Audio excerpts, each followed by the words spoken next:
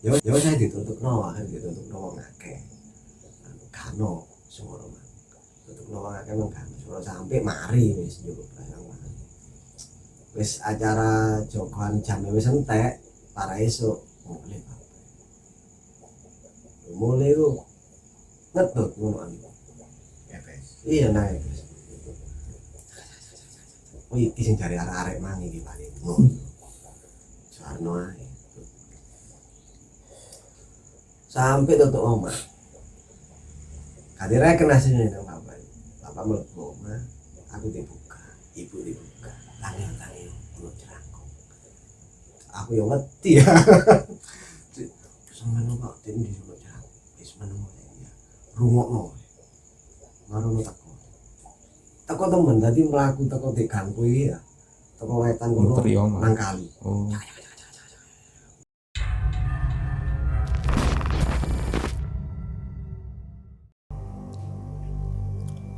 Assalamualaikum warahmatullahi wabarakatuh. Selamat malam sobat pemburu kisah. Malam hari ini kita akan membawakan satu kisah dari Pak Demo lagi. Iya. Pak Demo ini berkisah mengenai salah satu teror yang terjadi di kampungnya. Teror ini seringkali ditemui oleh orang-orang yang sedang ronda pada saat itu, Kang. Betul. Dan kebetulan terjadi kembali pada waktu bapaknya Pak Demo ikutan ronda. Kisah seperti apa yang dikisahkan oleh Pak Demo? Monggo Kang Surya. Oke Pak Cek. Jadi waktu itu seperti lazimnya orang-orang yang di daerah ya, memang zaman-zaman seusia Pak Demo waktu kecil, mungkin awal tahun 80-an kayaknya, itu memang masih giat siskamling atau ronda warga.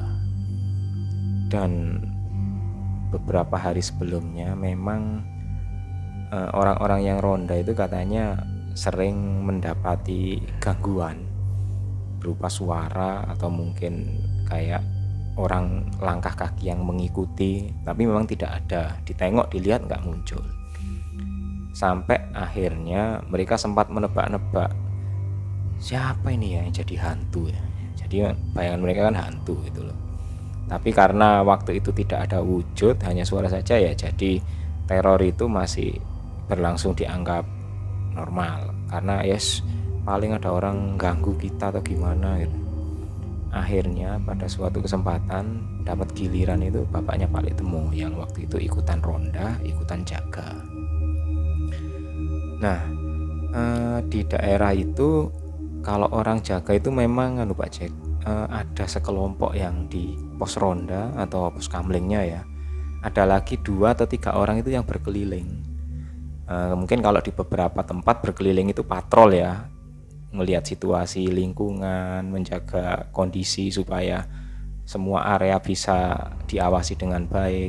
Nah, di tempatnya Pak Demo ini yang muda-muda memang diminta dapat jatah bagian keliling, sementara yang bapak-bapak yang sepuh-sepuh itu ya sudah berumur lah, itu memang di pos kamling sambil rapat atau diskusi mungkin terkait kondisi desa. Anak-anak yang muda ini memang selain keliling kampung, mereka juga dapat tugas. Nah, biasanya di rumah-rumah warga itu kan naruh semacam beras di kaleng gitu ya, ditaruh di depan pintu. Jadi berasnya tidak banyak, mungkin hanya setengah gelas gitu ya. Nah, anak-anak muda inilah yang nanti keliling sambil ngambil beras itu ditaruh di kantong, katanya seperti itu. Jadi mungkin ada warga yang naruh beras, kadang-kadang ada yang ngasih uang 100 rupiah, 200 rupiah sebagai penggantinya, atau mungkin 50 rupiah. Zaman segitu kan 50 rupiah, 100 rupiah sudah lumayan banyak gitu. Yaitu yang kebetulan tidak sempat naruh beras di kaleng gitu. Ini waktu itu yang berkeliling itu memang tidak banyak, hanya 2 atau 3 orang anak muda gitu. Mereka itu sudah mulai berjalan itu sekitar pukul 10 malam. Itu berkeliling kampung dari rumah ke rumah, mengambil jumputan beras atau juga kontribusi warga. Ketika mereka melewati suatu tempat yang agak sepi di pinggiran desa, itu mereka itu merasa kayak ada suara yang mengikuti gitu. Nah, suaranya ini memang bukan suara binatang atau manusia, tapi suara seperti benda yang diayak gitu, seperti pasir diayak atau kerikil diayak. Dan katanya ada juga yang mendengar seperti kayak mainan anak-anak gitu. Jadi crek crek crek crek crek crek crek crek crek crek gitu. Suara itu memang tidak keras, tapi terasa dekat sekali dengan mereka. Mereka mulai heran, dilihat ke belakang, nggak ada apa-apa. Kondisi sangat gelap. Mereka terus jalan. Baru dapat satu rumah lagi, melewati tempat sepi lagi, bunyi lagi. Ya seperti itu, trek trek trek trek trek trek trek. Setiap mereka melangkah, suara itu seolah-olah mengikuti, dan nggak satu orang, yang lain juga dengar. Mereka sedikit ketakutan, apalagi ketika salah satu itu sempat merasa, "Wih, kakiku ditabrak," katanya gitu. "Ada apa?" "Ada yang melintas di kakiku." Ya sepertinya kayak dia itu ditabrak sesuatu, tapi yang wujudnya tidak ada. Jadi bunyi crek crek crek crek itu menabrak kakinya. Kaget dia sambil meloncat, karena mungkin kondisinya sudah benar-benar membuat mereka ketakutan. Akhirnya ya sudah, kita balik ke pos ronda aja, kita nggak usah lanjut gitu. Jadi mereka baru dapat ngambil jumputan beras beberapa rumah gitu. Sudah terganggu oleh hal itu tadi, cepat-cepat mereka balik ke pos ronda. Baliklah mereka bergegas ke sana. Nah, sampai di pos ronda, mereka itu bercerita kepada bapak-bapak yang ada di sana. "Pak, tadi itu kita itu keliling dari rumah ke rumah. Nah, ini belum dapat banyak, baru ngambil jumputan beras beberapa. Ini rasanya kayak ada suara yang ngikuti gitu. Suaranya itu cerak cerak cerak cerak, dan itu sempat nabrak kakinya teman-teman, tapi kalau dilihat itu enggak ada." Nah, terus tadi nyampe di mana? Nyampe di rumah sana. Kebetulan di sana ada pekarangan yang agak sepi. Nah, suara itu makin menjadi, apalagi sampai teman ini ada yang merasa itu melintas di kakinya. Ya bukan binatang, bukan apa-apa. Nah, salah satu bapak itu sempat nyeleduk, medine sopo gitu, hantu itu. Siapa itu yang jadi hantu gitu? Ya orang-orang waktu itu kan sempat berpikir, Pak Jack ya. Ya kalau ada hantu ya identik dengan orang yang meninggal terus jadi hantu gitu. Tapi mereka memang tidak berani menebak-nebak ya, karena kepastiannya kan tidak tahu, apalagi waktu itu ya nggak satu orang yang meninggal di sekitar situ. Jadi dalam beberapa hari sudah ada beberapa orang, bahkan dari tetangga desa juga ada yang meninggal. Jadi nggak ada beranilah nebak-nebak siapa yang jadi hantu, takutnya kan juga keluarganya kan dengar kan, ya timbul fitnah dan lain sebagainya, kan nggak enak juga gitu. Akhirnya ya sudah wes, nanti kita keliling bareng-bareng aja ngambil sisa jumputan beras, biar nanti satu pos ronda ikut rame-rame gitu. Karena memang di beberapa hari sebelumnya gangguan seperti itu ada, walaupun nggak sama persis ya, tapi orang-orang ronda itu sempat diganggu gitu. Akhirnya setelah semua merasa jam malam sudah waktunya untuk keliling, mereka itu keliling lagi. Jadi rame-rame, karena mungkin tadi cuman jumlah sedikit ditakuti gitu ya, mereka keliling rame-rame. Dimulai dari tempat dimana tadi terakhir ngambil jumputan beras kontribusi warga. Mulailah keliling dari situ, ngambil ke tempat lain, dan ternyata enggak ada. Ya mungkin karena rame-rame gitu, jadi makhluk yang seperti itu tidak berani nakutin. Selesai semua, jumputan beras sudah selesai, balik lagi ke pos ronda, kumpul, menyelesaikan sisa waktu ronda, dan menjelang dini hari ya sudah jam 3 pagi itu ya, mereka memutuskan untuk pulang ke rumah masing-masing. Nah, bapaknya Pak Lek Demo ini kebetulan pulangnya memang sendirian, karena kan yang lain sudah pada dekat-dekat pos ya. Rumahnya bapaknya Pak Lek Demo ini memang agak jauh. Dia pulang jalan kaki gitu.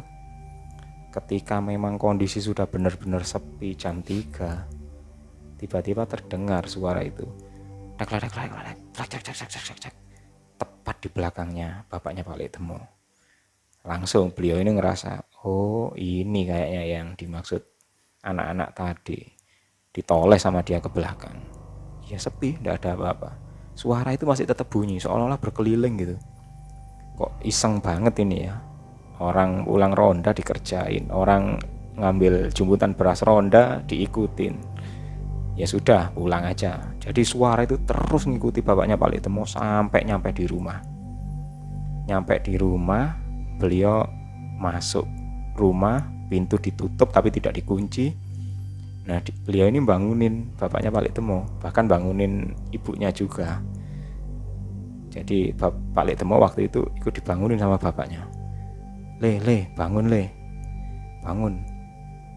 Ini loh, ada jerangkong gitu. Jadi istilah jerangkong itu mungkin di daerah sana itu kayak semacam hantunya orang yang sudah meninggal, mungkin seperti itu ya. Kaget Pak Lek Temo, waduh, ya takut lah saya Pak. Wes gak popo, ayo ndelok ayo, incengen gitu. Jadi ayo tak lihat, kamu menengok, ngintip aja dari jendela, kamu nggak usah keluar gitu. Ya akhirnya memang kedengaran suaranya itu kayak ya itu tadi cek dan kadang-kadang itu seolah-olah melintas dari jalan depan rumahnya Pak Lek Temo itu cepet gitu, tapi sosoknya nggak kelihatan, bunyinya itu terdengar. Akhirnya karena sampai lama seperti itu terus, ya itu dia itu keliling. Lah ini maksudnya dia itu keliling ini memang keliling kampung apa gimana hantu ini, pikirnya kan gitu atau mungkin mau balik ini nggak tahu jalan pulang ya, masa seperti itu pikirnya bapaknya. Segini aja wes, ini kayaknya kalau gini terus ini ganggu katanya. Nah beliau ini masuk ke belakang ngambil bambu yang bekasnya tempat tidur itu. Jadi ada kayak sebilah bambu kecil yang potongan itu yang biasanya dipakai untuk tempat tidur. Jadi kalau orang Jawa Timur bilangnya ada yang amben atau apa, itu tempat tidurnya kan dari bambu itu yang kecil-kecil disusun itu dilepas satu sambil katanya ngambil itu sebatang daun kelor yang masih ada daunnya.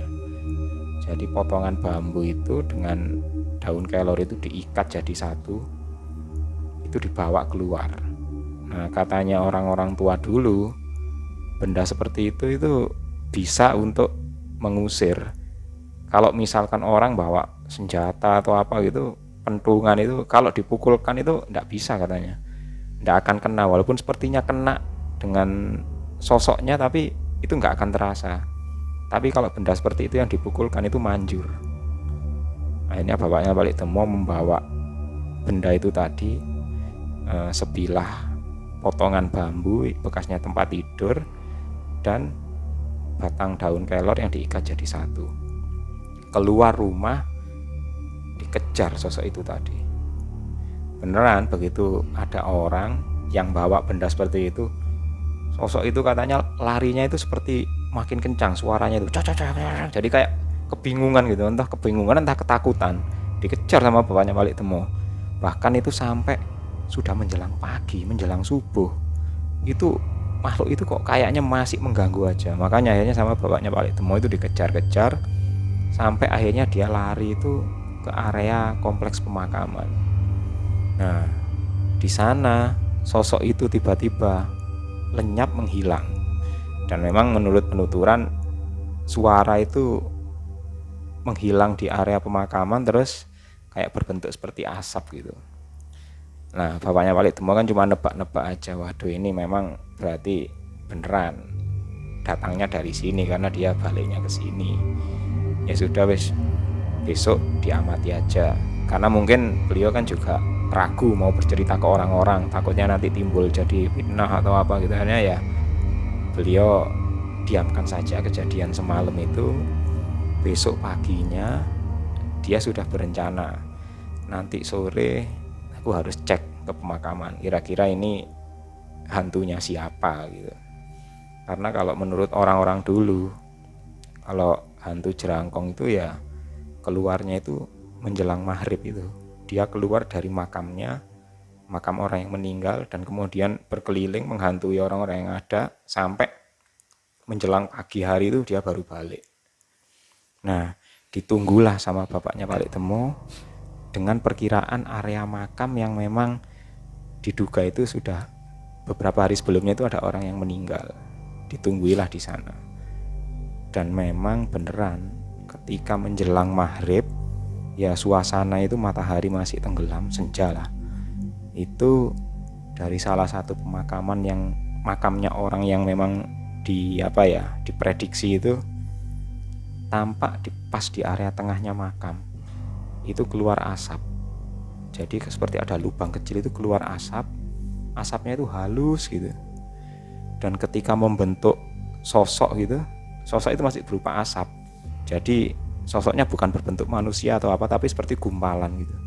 Biasanya kan asap kan kalau keluar di udara terbuka kan dia tertiup angin. Itu enggak, masih membentuk sosok, kemudian meloncat ke batu nisan yang pertama di area kepala, meloncat ke batu nisan di area kaki, dan kemudian terbang sambil menimbulkan yaitu suara seperti benda bergesekan itu, cek. Akhirnya dari situ bapaknya Balik Demo ya, oh berarti memang bener ini dari pemakamnya misalkan si A si B ya sudah wes mungkin perlu didoakan atau gimana gitu. Akhirnya ya setelah itu bapaknya Balik Demo tahu benar, dari situ akhirnya beliau pulang. Dan mungkin desas-desus hantu itu kan sudah menyebar ke lingkungan ya. Jadi akhirnya beberapa orang keluarga yang merasa habis kemarin ada saudaranya atau familinya yang meninggal, ya akhirnya mengirim doa. Jadi kayak mendoakan gitu.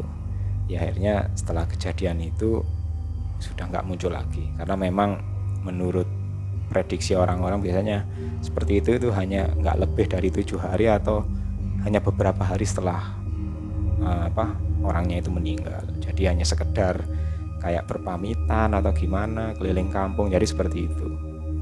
Nah itu kisah yang dialami bapaknya Balik Demo, dan sempat Balik Demo sendiri juga diajak menonton malam-malam itu Pak Jack. Ya itu kisah yang sudah cukup lama waktu Balik Demo masih kecil katanya. Ya menarik Kang Surya cerita tentang Jerangkong ini. Ya. Kayaknya kita akan punya kisah lagi. Ya betul. Terkait Jerangkong ini. Sebenarnya sudah sudah cukup lama ya kita siapkan ya, karena memang sebenarnya hantu atau sosok ini termasuk urban legend lah di daerah Jawa Timur terutama. Dan waktu itu kita kru itu sebenarnya sudah cukup lama untuk menggali informasi terus kisah-kisah urban legend satu ini. Jadi mungkin dalam waktu dekat lah, kalau waktu dan kesempatan ada, mungkin kita tampilkan ya Pak Jack ya.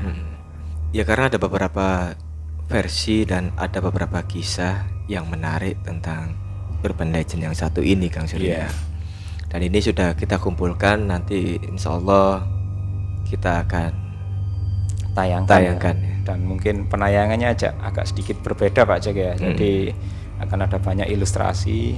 Terus mungkin teman-teman gak hanya sekedar mendengarkan, tapi juga bisa merasakan dengan ilustrasi yang kita munculkan mungkin ya.